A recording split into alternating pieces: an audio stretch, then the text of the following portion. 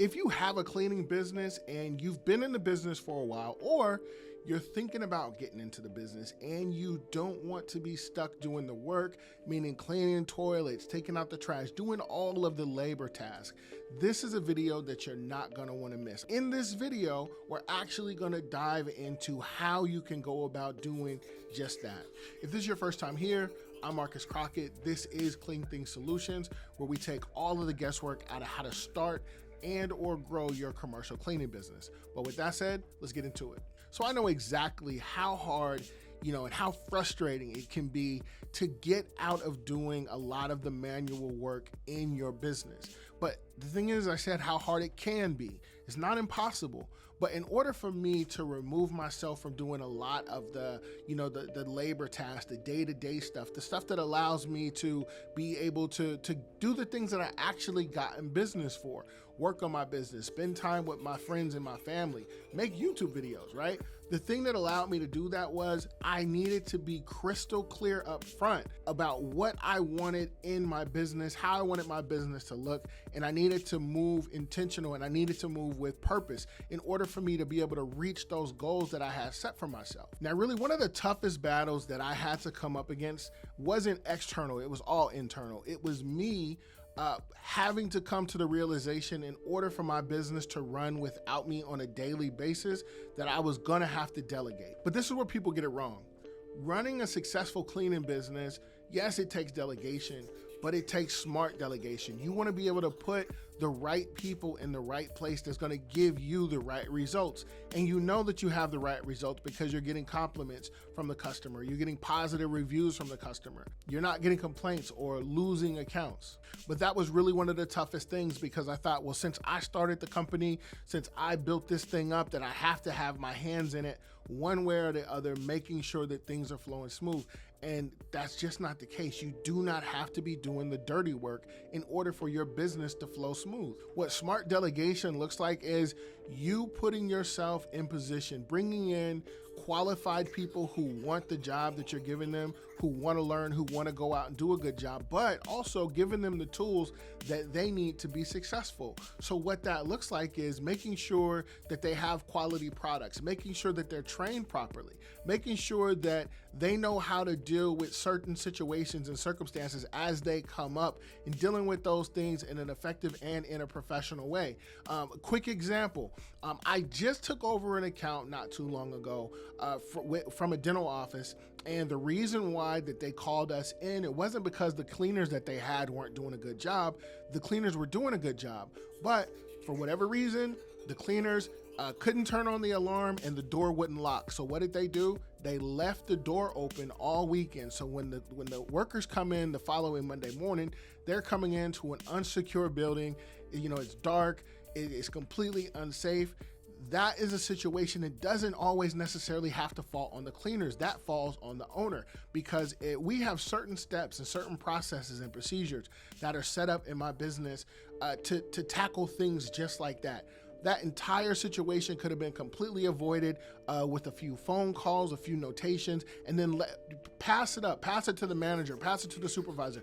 Do not leave that building unsecured, right? But that's something that comes down to the owner, and making sure that you have those strategies and you have those processes and procedures set in place so that you're not losing accounts due to something that easily could have been avoided. When you delegate properly, when you put the right people in the right place, that creates a whole different space for you mentally and time-wise, for you to focus more on actually growing and managing your business versus going in and having to do the cleaning on a nightly, weekly, or bi-weekly basis. Another aspect of business that is overlooked, it's not used nearly as much as it should be, and it can make your job as a commercial cleaning business owner so much easier. And I'm talking about the technologies that you use.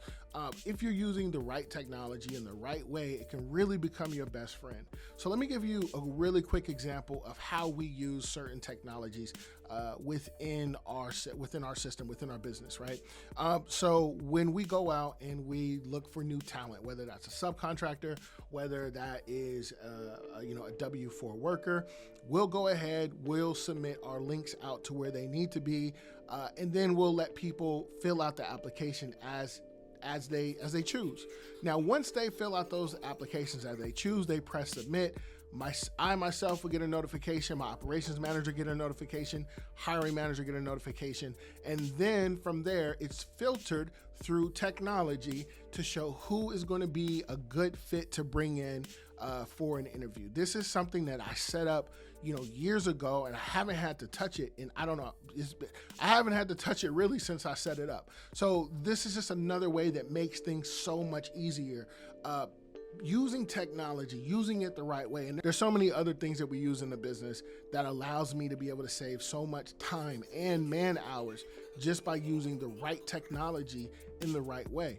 Another method that I used to get out of having to do the daily work, cleaning toilets, so on and so forth, was I needed to create a team of strategic partnerships.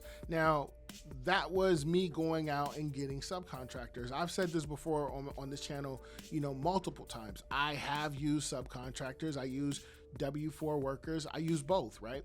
But I needed to go out and I needed to find those guys, bring them into my company. But you just can't bring anyone into your company.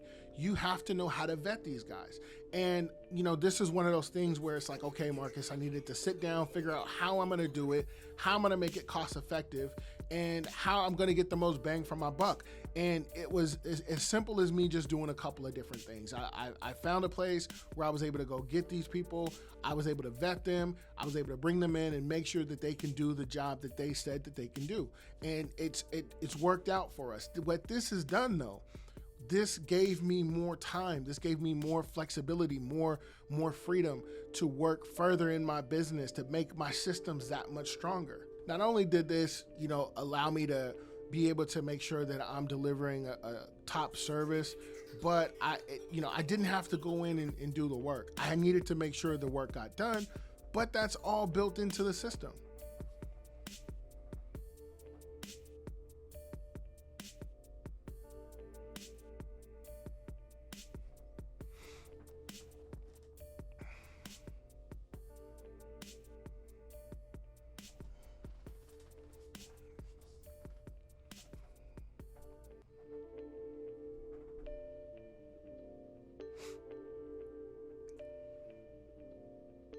Now, the biggest and most important thing for you to be able to get out of doing the work is you have to be able to grow.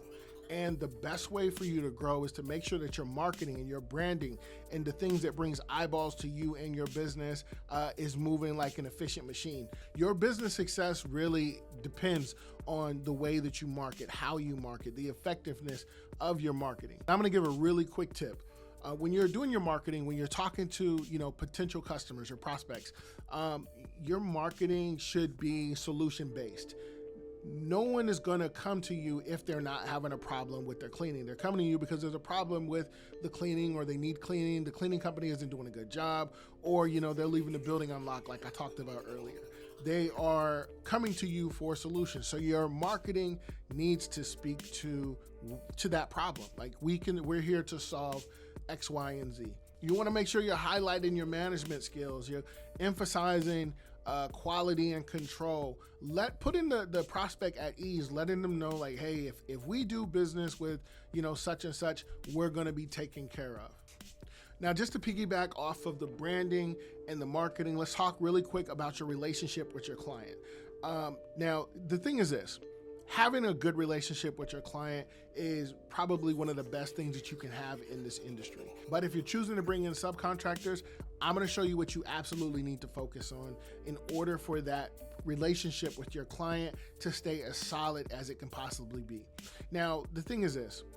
It doesn't matter how well you and your client get along. If the cleaning in the building is not good, they're going to find someone else. You guys may still have like a personal relationship, but the business relationship is going to be cut. And we're here to build business. And if we can make friends in the process, great. But our main purpose is to build and grow our businesses. So I'm saying that to say that the most important thing is making sure that your client is happy, making sure you guys have a good relationship.